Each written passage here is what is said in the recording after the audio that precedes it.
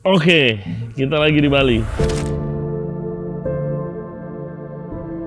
Industri Bandung sih di luar ekspektasi banget sih. Jadi waktu kita planning itu selalu kita nggak ada sedikit kurang yakinnya lah sama Industri Night Bandung itu gimana ya. Kita pertama kali keluar dari rumah kita, which is Jakarta gitu kan. Apakah orang care? Apakah orang tahu Regency Radio sebegitunya?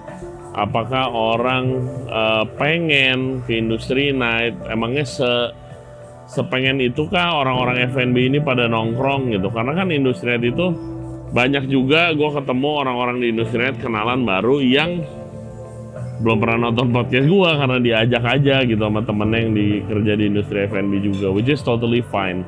Tapi ternyata entusiasmenya dari kita siap-siap preparation menuju Industri Night itu sangat kelihatan antusiasmenya, dan selalu udah diingetin sama Kang Uyul, sama geng dari Pipinos, sama anak-anak Party Gastronomi itu kayak ini bakal pecah sih, ini bakal pecah.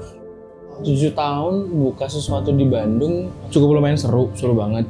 Cuman kayaknya ini adalah menurutku ya, ini jadinya momentum karena si Bandung ini pace-nya lagi lumayan cukup kenceng. Secara kolaboratif agak lumayan lagi sibuk masing-masing nih.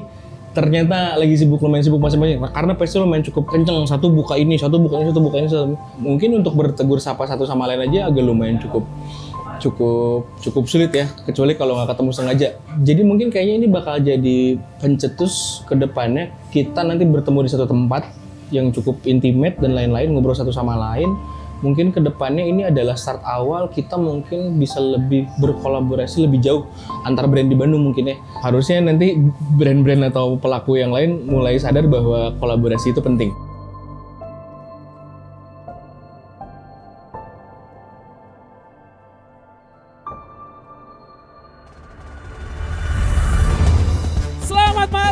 Selamat datang kembali dalam acara Regency Radio Special Takeover Tour Road to Industry Night 2026 brings the impact in collaboration with Unilever Food Solution Future Menu Takeover di Kota Bandung.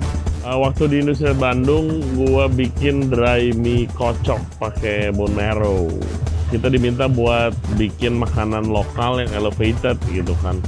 Karena trennya apparently ya emang kelihatan lagi seperti itu sih. Gue pencinta mie, kalau ada kesempatan gue bikin noodle dish, gue bikin mie, gue bikin bami, itu pasti gue mencoba buat bikin mie.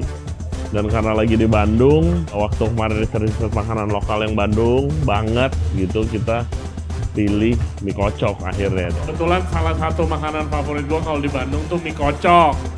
Ya kan, tapi konsepnya ini harus dikasih modern twist. Kita ambil konsepnya dari pasta atau dry noodle yang kebetulan kalau di Jakarta sih lagi sedikit ngetren nih dry noodle dari berbagai macam negara. Kalau dari Jepang namanya mazisoba, di Italia udah pasti pasta. Kondimennya mirip banget ya sama mie kocok Bandung yang OG. Topping-toppingnya of course daging sapi, ada kikil, ada otot nih dari kaki. Kuahnya kita reduce sampai kental, kita tambah seasoning sedikit. Terus toppingnya tetap sama, tapi dibikin lebih kecil aja biar lebih enak ngebite-nya. Terus sama kita kasih various texture kayak jukut goreng, which is itu Bogor dan Bandung banyak banget tuh yang menyajikan jukut goreng, garing-garing enak, sama beberapa kondimen lain. Kang Seto, ada pertanyaan, kenapa namanya mie kocok? Jadi dia tuh dikocok-kocok. Jadi kalau misalnya kikil udah dipotong-potong, kan dipotong-potong nanti sama dia dikocok di dalam kuah. Oh, sesimpel itu, namanya mie kocok. Gampang, nama nggak usah susah-susah. Oke. Ada pertanyaan yang lebih susah nggak?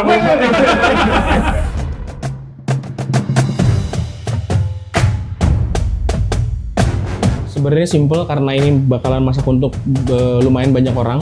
Ada biasanya dua-duanya ayam. Yang satu aku bikin ayam bungkus daun jati, dalamnya itu cuman teri, habis itu cabai hijau yang muda sama minyak. Ayamnya nanti dibungkus daun jati, nanti kita kukus. Yang satunya lagi itu ada, kemarin aku sempat trip sama Unilever, dapat di Rembang ada ayam serepeh, itu enak banget. Jadi itu memang inspirasi banget deh. Tapi yang kalau di sana ayamnya pakai dada dan direbus dulu. Kalau yang aku punya ini aku blend dulu 2 malam baru aku smoke. Tapi dengan saus yang sama. Tapi nanti pas pembakaran aku timpa pakai daun kari atas bawah. Jadi mungkin kemungkinan akan lumayan wangi. Nah nasinya sendiri itu nanti dimasak di dalam kelapa. Jadi nasinya aku bikin prak dulu, nanti masukin ke dalam kelapa, nanti kita bakar. Jadi nanti ini makanya pakai nasi yang udah disediain di situ ya. Nasi yang ditanak di dalam kelapa tadi ya. Oke. Luar biasa guys, mantap. Yang mau coba makanannya Chef Lucky silakan langsung mengantri di sini teman-teman.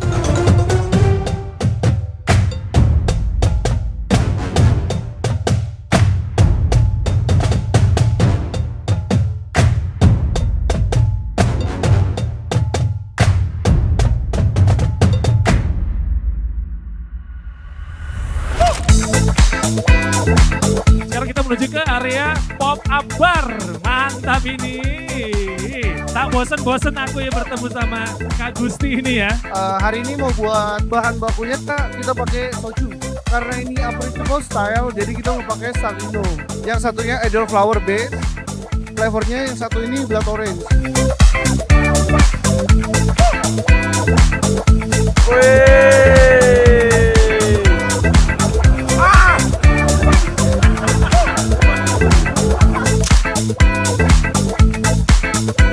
Untuk malam ini saya akan bikin 2 menu. Yang satunya creamy, yang satunya fruity, ada minty gitu. Base-nya yang creamy-nya ada whiskey. Ada whisky. Oh lucu ya. Whisky bisa jadi creamy ya. Cewek-cewek pasti suka. Base-nya saya pakai sugar. Masih tonic. Udah simple karena antriannya udah banyak soalnya. Kak Iman siap, Kak Galip siap. Ready? Let's get started voting over. Antusiasmenya sangat luar biasa. Terima kasih yang buat hadir semua. Semoga malam ini jadi awal yang baik buat komunitas F&B Bandung itu lebih berkolaborasi lagi. Ingat, jangan kita doang yang bikin, kalian bisa bikin industri night lain agar F&B Indonesia itu maju. 1, 2, 3, cheers!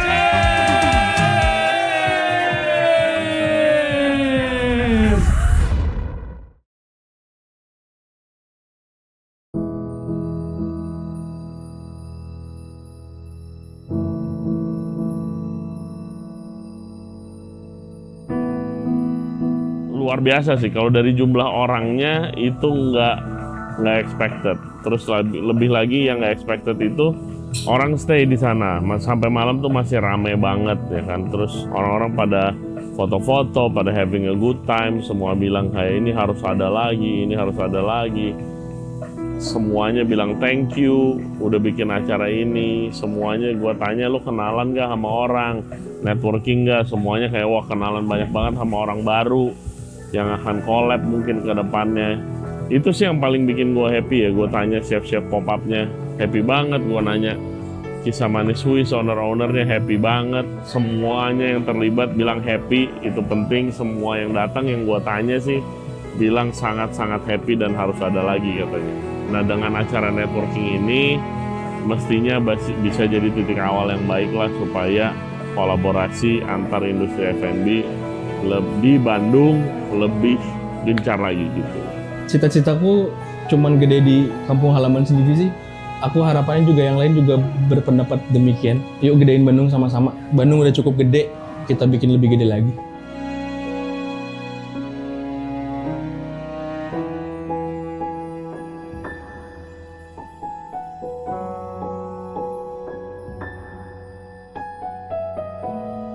Ya, as you can see, ini bukan di Jakarta. Tidak mungkin kita nongkrong-nongkrong di tempat seperti ini dengan minum dragon fruit juice.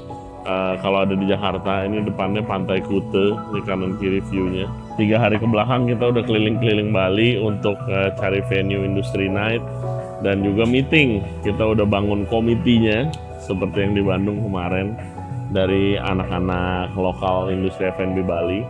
Kita udah konsepin acaranya. Pasti nggak nyangka acaranya apa, sangat unik. Kalau di Bandung kemarin ada Botram, kita di sini ada something local and incredible. Kita udah siapin di buat Industri Night Bali. Dan pop-up-nya itu juga dipenuhi nanti sama chef-chef lokal Balinese. Untuk bartender pop-up-nya, Bali nggak kekurangan sama bartender hebat. Mestinya sih bakal lebih besar lagi.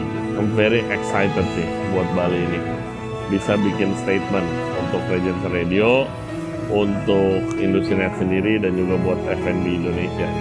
Industri Night Bali tanggal 10 Agustus 2026. Tempatnya coming soon, stay tune di industrinet.rjr Instagramnya. Dan jangan lupa registrasi, jangan lupa Industri Night itu gratis. And kalau kalian mau kolaborasi, mau produk support, brand support, itu kita sangat terbuka. We'll see you at Industri Night Bali.